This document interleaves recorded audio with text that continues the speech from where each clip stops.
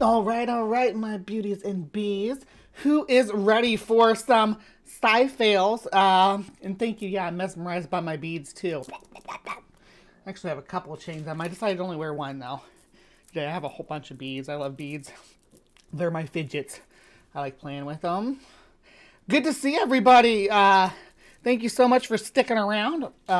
This is the Live from the Hive installment called Sci Fails, where we find a popular myth, whether about animals, medicine, anything to do with science, and we debunk it. Whether it's bad, bad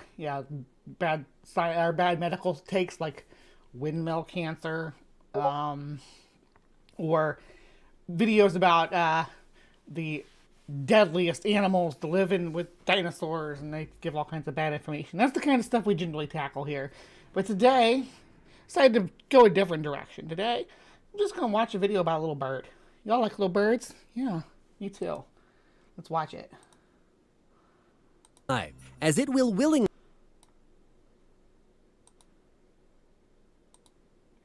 This tiny little bird is called the Egyptian plover bird, and it's one of the most courageous birds alive, as it will willingly fly into a crocodile. Y'all ever seen a plover bird fly into a crocodile's mouth? Mouth. But for what reason, and what's stopping the crocodile from eating it, you might ask? Well, that's exactly what we're going to be talking about in today's video. As usual, before we get started, we must first get a little familiar with the animal in question to know exactly what we're talking about. Let's get right to it. So cute, aren't they? Again, with a little stilty legs. The Egyptian plover is a beautiful little bird that is relatively easy to spot, as the 19 to 21 centimeter long adult has a black crown, black eye mask, and a breastband. The rest of the head is white, and the remaining upper part plumage is blue-gray, and the underparts are orange. Pretty colorful, right? For the most part, plovers are carnivores, and they mostly feed on insects. Worms, mollusks, aquatic insects. We're going to focus on the Egyptian plover for this one, though. And larvae, small flies, seeds, and particles of scavenged fish as well. And although some of these birds live in different habitats, most species are shorebirds. They live along beaches, sand dunes, estuaries, tide pools, and more. Some species also inhabit farms, particularly flooded pastures or lakes. And they're usually basically omnivorous scavengers. And again, thank you again for the super chat, Ember. Love you so much, sweetie. Ponds, and they super chats are still working, right? Will you guys check them for me? I know Embers came through, but I wonder if they're working sometimes. I'm just teasing you guys. Give me money.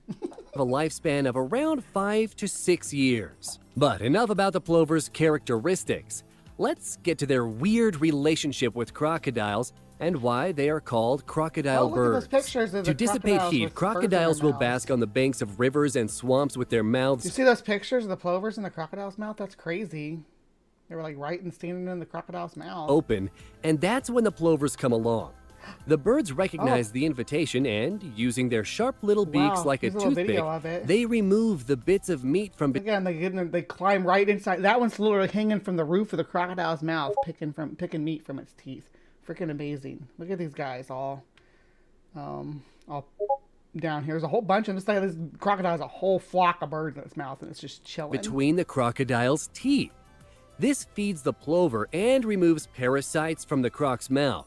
They have a cleaning, symbiotic relationship with the crocodiles. Symbiotic relationship. That's where two animals like mutually benefit from each other. The plovers get the food and the crocodiles get its teeth cleaned, right? Where they fly into their mouths and clean their teeth for them. And as you've probably already guessed, the name crocodile bird is derived from the plover's frequent association with crocodiles. The Nile crocodile, to be specific. So yeah, that is why plovers seem to live on easy mode and why they're treated so kindly by crocodiles to not get eaten by them. Not because plovers are poisonous, which is a big misconception that people have about plovers because of the spurs on their wings. Yeah, they're not poisonous.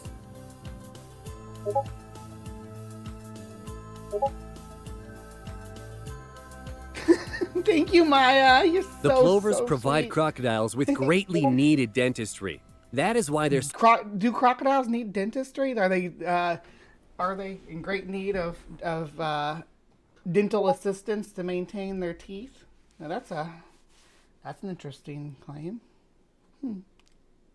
So friendly to them because they benefit from them. In this relationship, both animals live in peace because they are getting something out of the relationship. The crocodiles get their teeth cleaned, and the plovers get a quick meal, and everybody wins. There are a few other animals that have similar relationships to the crocs and the plovers in the animal kingdom. For example, hippos will usually let eager fish and birds clean their teeth for them. Wouldn't it be nice if all relationships between animals and between humans even were that peaceful and beneficial for all parties involved? I bet it would be. But anyway, we've reached the end of today's video, guys. I hope you enjoyed it. Peace out. Did you enjoy this video? Please let us know in the comment section down below. Right? And don't forget to leave us a like. Super neat. All right, and then there's this gentleman right here. Really wants to push. He ties like religious into it, though. Really wants Two really brainy words to you: mutualism and symbiosis. You say, what in the world do those words mean? Well, stay with me and I'll explain it to you in just a moment.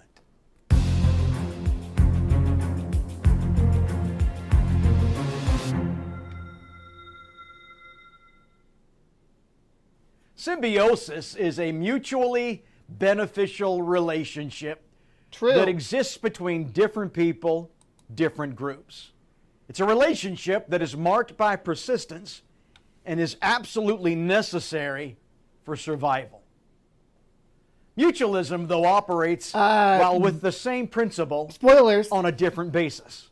That is to say, it's not persistent and does not present an immediate need that is vital for survival. Now, both concepts exist in natural order. I'm sure Maya could get her own little harem of subs. I don't imagine that would be any problem for Miss Atkinson. As I've seen Maya in person, I will promise you, she's just as gorgeous in real life, and would have no problem building her own little harem. But from where do these practices originate? I think that's a fundamental question. Ooh, Evolution says they are the outcome of chance. They are the product of random processes developed random. and Evolution, adapted, random tweaked as you know. would, down through the thousands. Evolution being random. There's no they don't make choices. There's no what's the word I'm looking for? Like when you select something, evolution. It's like when you select something. It's like when things in nature when they select stuff instead of it being random and just being whatever. Instead there's selection being made. It just happens naturally. I can't think of the word. If you know what the word I'm talking about is, put it in the comments. In millions of years. Conversely, creationism teaches it's by design. That is to say, mutualism and symbiosis are intentional, deliberately designed for a specific function. Now, what's undeniable is this. Every God designed that plover to pick that crocodile's teeth. creature in the universe demonstrates particular characteristics that communicate intentional design. Dozens of animals, plants, and organisms involved in mutualism and symbiosis reflect. That last guy was not mutualism or symbiosis, but parasitoidism, or no, it's parasitism. Parasitoidism is if it laid its eggs on it. Different characteristics. But if you saw, that's a tick on the end. That's not mutualism or symbiosis. At least not. It's parasite. The thing that the tick's feeding on doesn't benefit in any way from the tick. So it's not symbiosis. Symbiosis and mutualism both have to benefit. Organisms involved in mutualism and symbiosis reflect distinct complexities biologically, and yet they survive through simple actions and bizarre instinctual behaviors. Now, what makes this fact all the more extraordinary is the deep irony that characterizes these relationships. Take, for example, the relationship shared by the Egyptian plover bird and the Nile crocodile. We will in just a second, but I want to talk about mutualism for just a minute for my audience. So thank you so much for giving me the floor for just a moment here while I explain that a lot of mutualism is literally animals co-evolving together, right? That literally for millions of years have lived side by side in the same environment. And through mutualism, which is what that literally means, they have managed to survive and benefit from one another's characteristics that they don't have. There's a crab, for instance, that has anemones that it wears on its fist is like boxing gloves. It has stinging anemone boxing gloves living mutually on its body. And the anemone gets the food when the crab eats that floats around when the crabs, because crabs are messy eaters. They have lots of scraps that float through the water, and anemones are filter feeders. So mutually beneficial. That's a good example of mutualism. It's one, though, that sustains both their lives. Sub-Saharan Africa's largest crocodilian is a ruthless monster that grows in length sometimes. It's not a monster. It's just an animal, buddy. Let's mellow it out. Look at you there. Crikey. You're beautiful.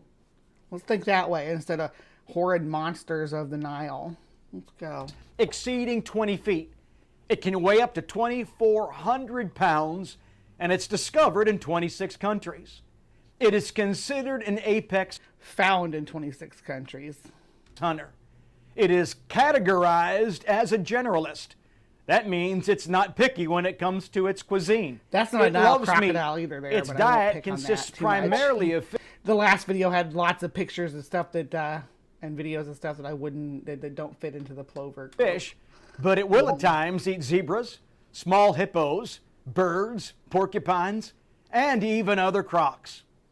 These monsters are extremely patient. Yeah, I think that was a Chinese alligator, Sumami, because of its short snoot. I'm pretty sure it was a Chinese alligator in captivity, nonetheless. Lying in wait for hours, sometimes for days. Others have even been identified as waiting for weeks. Just giant reptiles, giant macro-predatory reptiles are like that. They're awesome. They could eat a meal, a good meal, and they can go, like, chill for, like, 6 months without eating. like if a python catches a pig, right? It'll be good to go for it. Sometimes they can go years without eating if they get a big meal that keeps them going that long. And sometimes they'll go weeks without moving. Crocodiles are the same. Alligators can go into a torpor state that's like hibernation for weeks and weeks on end. For their prey to encroach. They practice ambushing their victims that trespass on their territory. And all that's necessary is one bite, as those coned-shaped teeth submerge into the flesh, and the powerful bite is so strong there is no extricating oneself or getting loose once in the snare of the crocodile. And you're gonna go right into that death roll anyway. Just you're done. You're done, baby girl. You're clocking out. You're done. They lurk deliberately on the land, in the water, waiting for those unsuspecting alligator and unknowing animals to encroach. Sumami, now you got me doing it. I was like, I'm just gonna be cool with it, but now you got me like, oh, that's alligator. That's yes, I will. As long as he shows a crocodile, I won't say anything. But every time he shows an alligator, I will say something. Okay, I will do that. Alligator. Encroach on their territory. These vicious reptiles so are man-eaters, devouring and... Actually, that might have been a caiman. Looking at those spikes on its eyes, that might have been the horns above its eyes. I think that might have been a caiman. Savoring human... Which is also an alligatoid. So I will... Caiman and alligator in one group, crocodiles in another. And then, of course, there's the gharials and false gharials, which are the other gharials. They're not really false. Nothing false about them. They're gharials. Flesh. It's estimated that 200 people die every year masticated in the gripping jaws. It's funny because crocodiles can't actually masticate, right? And that's why they death roll, because they can't masticate. Nile croc. Now comes the mystery. Despite the deadly nature of these crocodiles, we discover that they have a relationship. There's our hero of the day, the plover bird. They share this symbiotic relationship Slay Queen that allows both of them to survive. The croc opens its mouth, allowing... That is not a croc. Who knows what that is? I won't say it. Put it in the comments if you know what this is. And I'll accept either one. You don't have to know specifically the species, just which group it's in. Bird to enter. keeping its mouth open long enough for the bird to gently pull the food particles and pick away the decaying bacteria from inside the mouth of the crocodile. We actually keep Sumami in Florida to help keep the Florida men under control. She sometimes has to pull her sword out and take care of some business. But, you know, pythons, parrots, monkeys, iguanas all over the state now. Yeah, I heard there's even tegu and stuff too. The plover utilizes its beak for the purpose of removing these.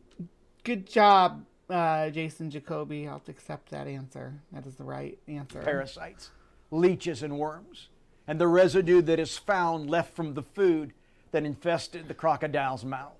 So, wait, I missed something there. Both animals benefit. Food, leeches, and worms. Utilizes its beak for the purpose of removing these parasites, leeches, and worms, and the residue that is found left from the food that infested the crocodile's mouth. Neat. Both animals. So the plover, what he's telling us is the plover gets into the crocodile's mouth. When we saw the pictures and images, it's picking out leeches and worms and stuff too. Benefit.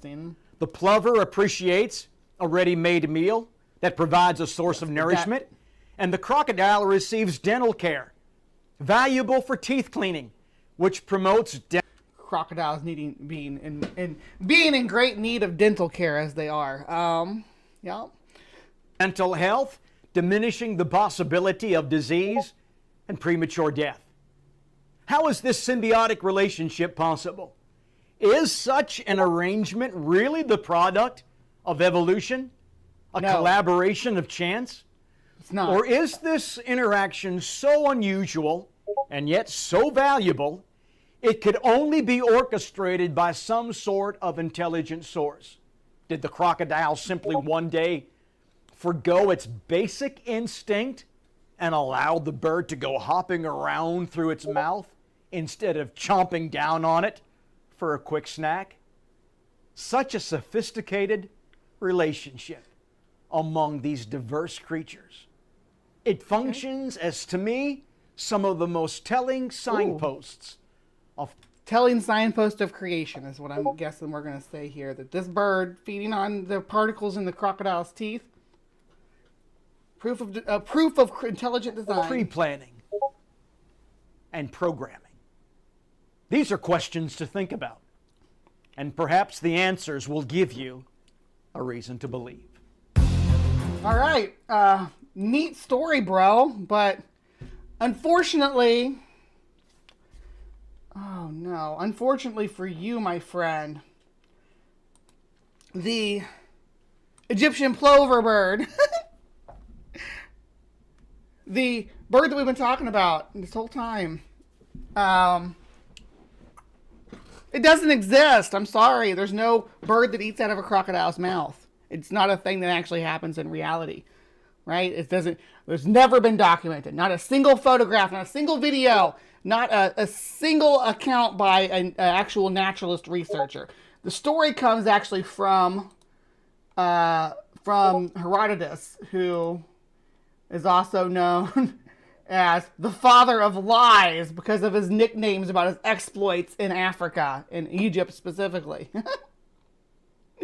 That he talked about the Egyptian plover. During his travels in Egypt in 459 BC, the Greek historian Herodotus recorded a fascinating observation. A small bird, which he identified as the Egyptian plover, engaging in what appeared to be a symbiotic interaction with crocodiles. According to Herodotus, the bird was seen picking out food from the open mouth of a crocodile, a behavior presumed to be mutualistically beneficial. The crocodile would receive a thorough cleaning of its teeth while the bird enjoyed an effortless meal. However, the reliability of this account has been subject to debate. Herodotus, known as the world's first historian, was also nicknamed the father of lies, suggesting that some of his observations might have been exaggerated or misinterpreted. The myth of the crocodile bird was later revived. Where was I at? I lost my spot here. It was later revived by explorers and naturalists in the 19th and 20th century, with personal eyewitness accounts from German zoologists and bird watchers. Yet these accounts have been widely disputed and lack substantial corroborative evidence. I saw that one coming. Yeah, did ya? Every source for Herodotus, I made it up. You guys, you're killing me. In fact, there's no definitive scientific record of cleaning symbiotic relationships between any crocodilian species and any bird species.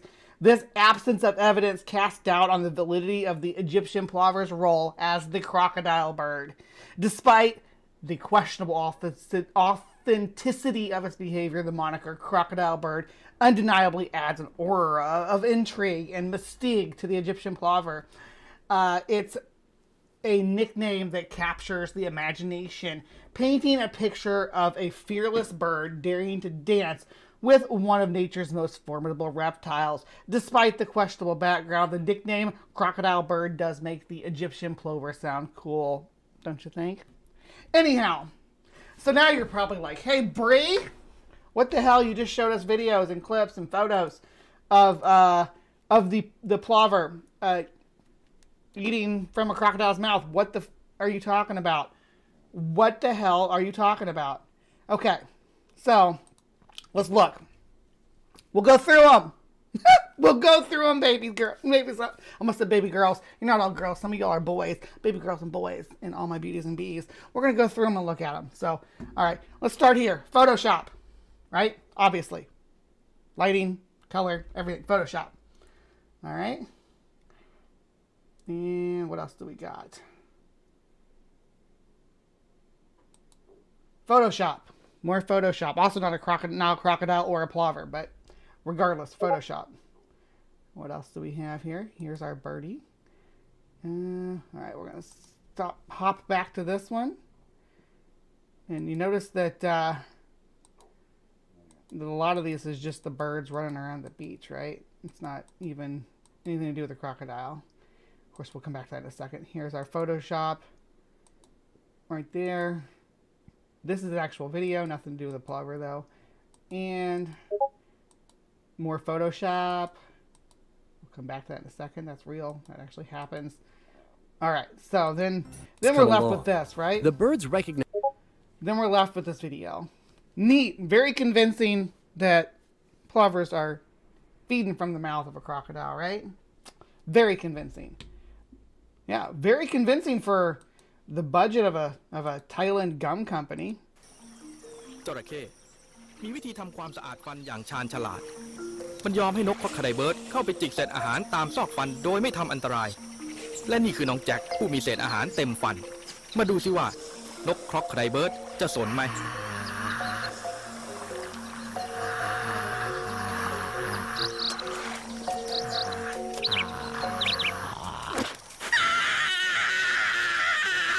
เคียวเดนทีนไว้ดีกว่า It's a good commercial, but you know, not real. That's not real. It's not a real thing. So the identity of the trunculus will always remain a mystery because it's never been found. Yeah, we do attribute it to the plover, but no. Despite old medieval drawings and paintings and such, the crocodile bird that has the habit of crawling into the mouth of reptiles to clean their teeth is not a thing. Crocodiles do not need a dentist. Crocodiles have no need to have anything inside their mouth cleaning their teeth at all. They're just like any other reptiles. In most other species, I can't think of any species other than humans that specifically requires another species to clean their teeth. There are several species that do exhibit mutualism, but these two are not them. All right, so that was a short one for Sci-Fails today, but I think I got my point across. You know, a lot of this stuff that you see on the internet, it's not real. Okay? I wanted to make sure I left the opening of the video open for you guys to to see it from the perspective of the guy. Who was the guy? Billy Anger, who was our host of the Creationist video. I want you to be able to see the bird from his perspective as an actual example of mutualism before I burst the bubble on that. So thank you for playing along with me. I don't know if I tricked any of you all into believing this was real or not, but there are dozens of videos promoting the idea that the Egyptian plover and the crocodile have a mutualistic relationship, but it's just not true. It's never been documented in real life. All the pictures you ever see, the videos you ever see of the crocodiles with the birds in their mouth are fake. They are fabrications, not a thing that happens in nature. The videos with the alligators with butterflies on them are real. If that makes you feel better. We all make mistakes. We all get tricked. So, yeah, I'm going to see you guys over. Well, actually, let me close out this real quick. So yeah, that was our sci fails for today. I hope you enjoyed it.